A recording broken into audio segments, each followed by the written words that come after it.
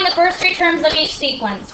That's the easy part, right? Don't we just say, okay, so a sub n, this is an explicit formula, right?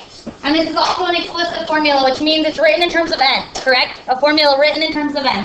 So first three terms would be a sub 1, a sub 2, a sub 3, and it's a sequence, so these have commas, right? Series are what have addition, right? Is everybody good?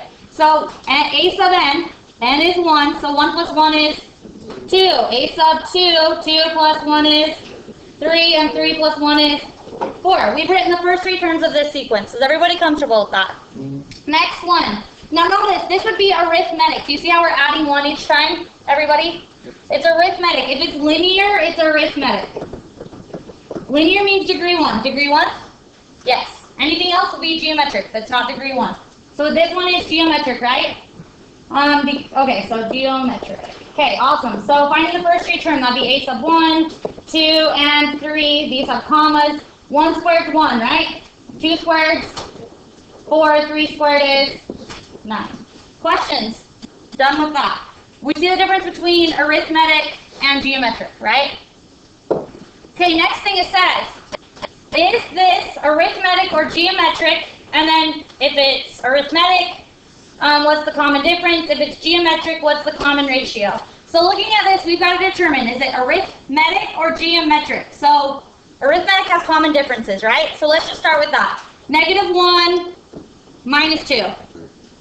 Negative 3. Negative 3. And then we do negative 4 minus negative 1. Negative 3. And then negative 7 minus negative 4. So we were subtracting, right? We have a common difference, therefore it is arithmetic. And our common difference is minus 3. Is everybody comfortable with that? So let's check this one. Let's see if it's arithmetic. Negative 6 minus 2. And then 18 minus negative 6. Is it going to come out the same? No. So we know it's not arithmetic. Let's check if it's geometric. Negative 6 divided by 2. 18 divided by negative 6. And negative 54 divided by 18. So this one was division. So we know it's geometric because it has a common ratio.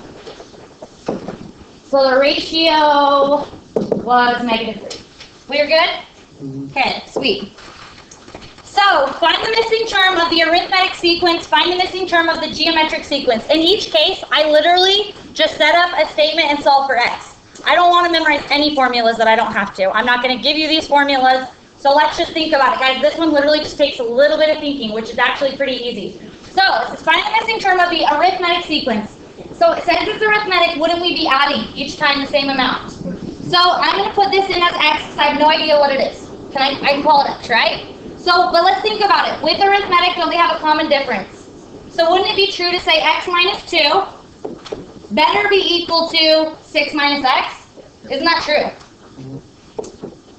Make sure you put it in the right order, though. X minus 2 better be equal to 6 minus x. Now, we're just literally solving for x. So I would bring my x's together algebraically. So at this point, I would add x to both sides. There's many different ways to algebraically solve. So I have 2x minus 2 is equal to 6, right? Solving for x. So we have 2x is equal to 8. So we have x is equal to 4. Are we all good? That was pretty simple, right? Now you have to know, though, it says find the missing term of the geometric sequence. So now geometric means common ratio, right? So I'm going to call this x. So with geometric, this times this will equal this times this, right?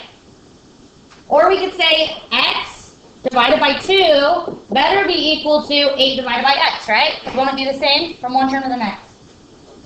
And now isn't it just algebra?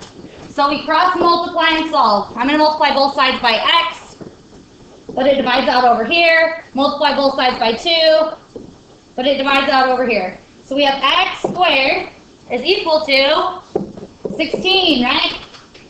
X is equal to what? What else? Plus and minus 4. If we forget plus and minus, you get it wrong on the test. Why? Because x squared, 4 squared is equal to 16, right? Also, negative 4 squared is equal to 16, right? If we square root it, we can't forget plus and minus. So it's either positive 4 or negative 4. We don't know from what we're given. Are we all good? So that's -4 or 4, one of the two. Okay. Okay, so it says find the 12th term of the sequence. So first of all, find the 12th term of the sequence. I'm going to figure out which explicit, I'm going to figure out which explicit formula to use, plug in 12. So explicit formula is writing the formula in terms of n, right? Now there's an explicit formula for arithmetic, there's an explicit formula for geometric. So let's look at this first one. Is it arithmetic or geometric? So -4 divided by -2. 2. -8 divided by -4. 2. So isn't it geometric? Okay, so look at your paper. What's the explicit formula in general for a geometric sequence? A sub n is equal to a sub 1 times r raised to the n minus 1, right? So a sub n is equal to, what's a sub 1? -2, right? And then our r was 2, and then n minus 1. Now it says find the 12th term. Isn't that a sub 12? A sub 12 is equal to -2 times 2 raised to the 12 minus 1. Go, calculate it. Quick. The quicker you help me out, the quicker we get through this.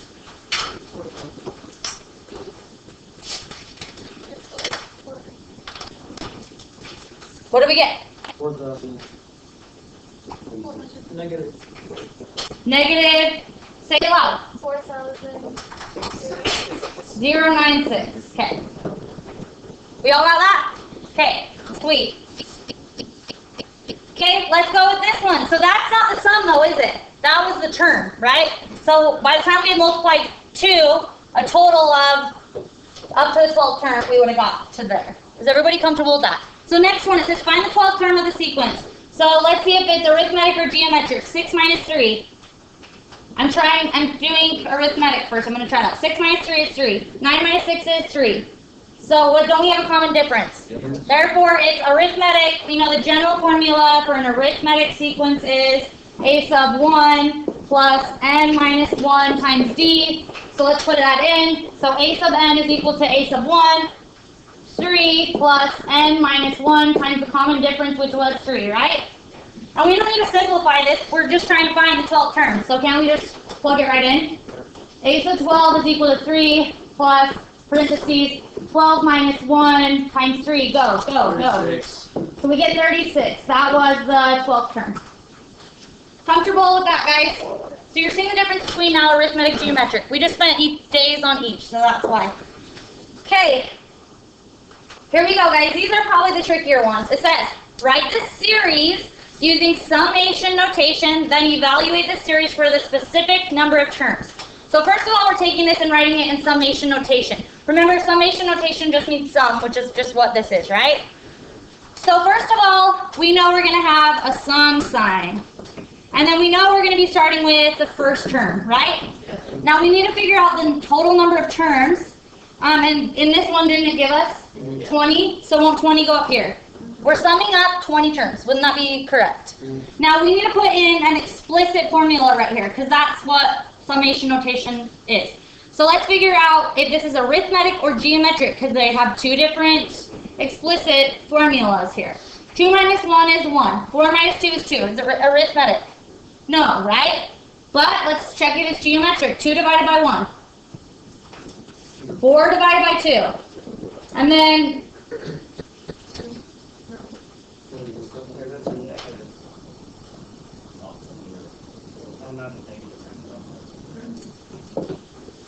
You can't just do that. I can, because I made the problem up, and this either had to be 0 or 8. One of the two. Okay. So 8 divided by 4. 2, right? The problem wouldn't have worked otherwise. It wasn't either, right? It wasn't arithmetic or geometric. Okay. So I fixed, this is what you should have had from the beginning. Okay, so it's geometric, right? So the explicit formula for geometric is, I'm going to go over here because I am going to simplify this one real quick. So geometric, right? A sub n is equal to a sub 1 times r raised to the n minus 1, correct?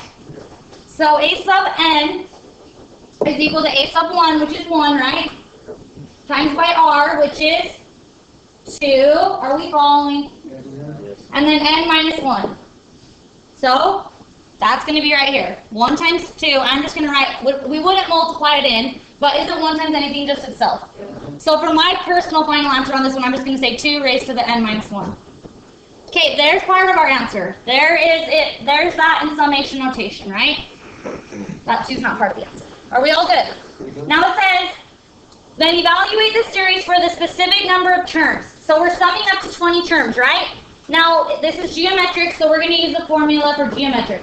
S of n is equal to a sub 1 times 1 minus r raised to the n divided by 1 minus r. So we're finding s of 20. Sum of 20 terms, a sub 1 is 1. 1 minus r, our r is 2 raised to the 20th divided by 1 minus 2. Now we gotta put this in parentheses in our calculator if we're just gonna type it in without simplifying it. What do we get? 104. 104. 8575. 8575? Yep. Okay. Sweet. Questions? Okay, next one. Write the series using summation notation. So first of all, we know series just means that adding up the terms. So what we have to know, okay, so we do know we're going to have this. The sum, we're doing 20 terms. So n is equal to 1 to 20. But this time, it's not,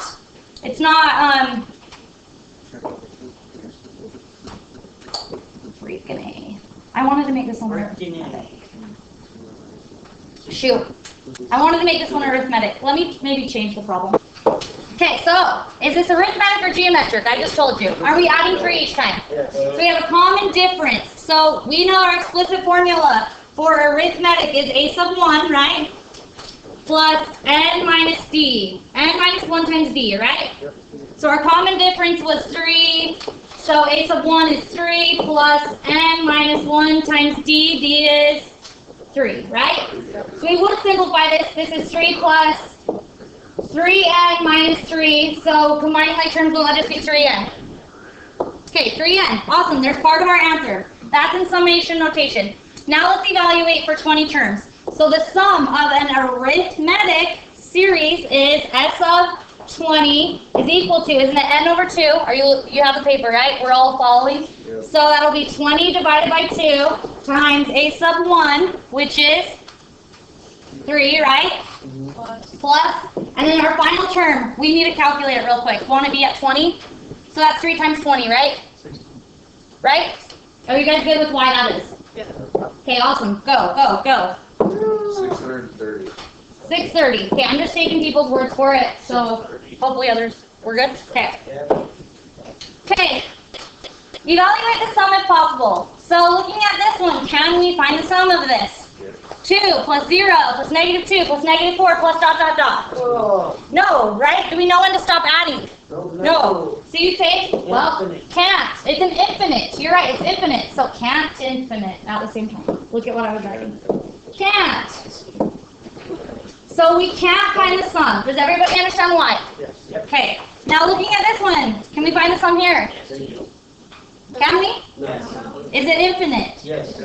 And is it getting smaller and smaller? No, we're adding 2 each time, right?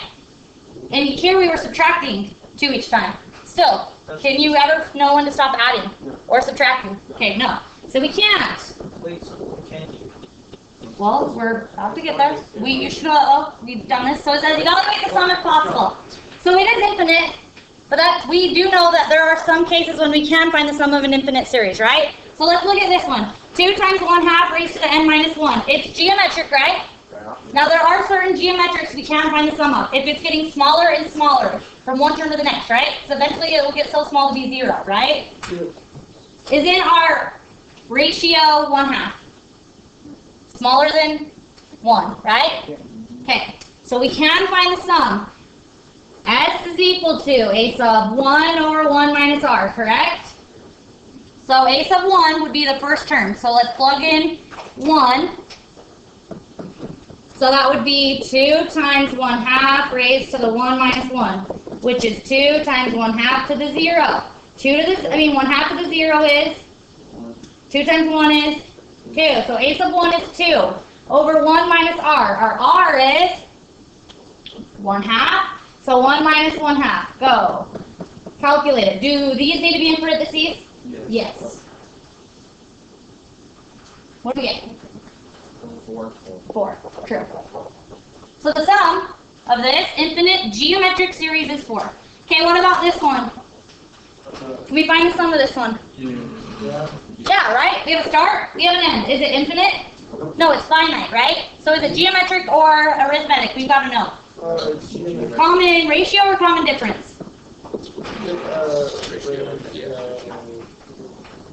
Are we common ratio, guys? Okay, so this is geometric, right? So the sum of a geometric, S of n. So S of n, well, we've got to figure out how many terms, right? How many terms are we summing up? So remember we talked about this yesterday. There's a couple different ways of doing this. Can we keep multiplying by -3 to see, and then figure out how many terms it took to get to here? You get what I'm saying? That would take a little, so let's quickly figure it out. Let's just do it that way.